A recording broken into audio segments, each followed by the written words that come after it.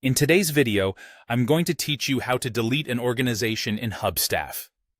If you're ready to clean up your digital workspace by removing an unused or outdated organization, you're in the right place.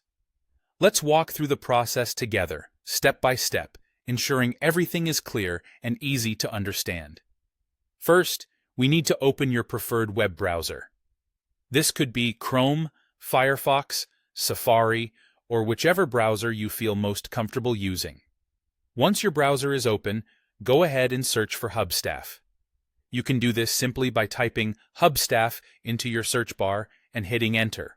Or if you prefer, you can go directly to the Hubstaff website if you have the URL saved.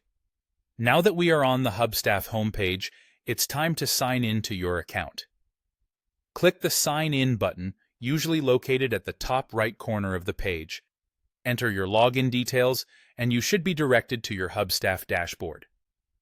Once you're signed into your account and are viewing the dashboard, shift your attention to the top right corner of the screen. Here, you'll find your organization's name displayed. Click on this name to open a drop-down menu. Within this menu, you'll see an option labeled Organizations.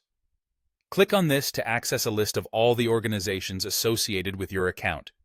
Now, scan through the list and locate the organization that you wish to delete.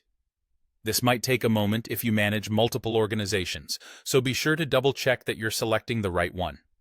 Next to each organization listed, you'll notice an Actions menu. Find the correct organization and click on its corresponding Actions menu. Here's where you'll decide what to do with the organization. You'll see a couple of options in the drop-down menu. You can either choose Cancel Subscription or Archive. Choosing Cancel Subscription will stop any ongoing payments and effectively delete the organization. Alternatively, selecting Archive will retain the organization's data should you need it later, but it will no longer be active. After making your choice, a confirmation dialog will appear. You'll want to carefully follow the prompts provided in this dialog to ensure the process is completed successfully. These prompts typically require that you confirm your decision, sometimes by typing in the name of the organization or clicking a confirmation button. And that's it. You've now completed the process to delete or archive your organization in Hubstaff.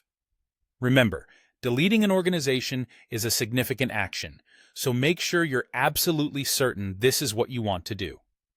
If you have any doubts, archiving is a safer option that gives you the flexibility to access the data later on. Thanks for watching, and I hope this guide makes your Hubstaff experience even better.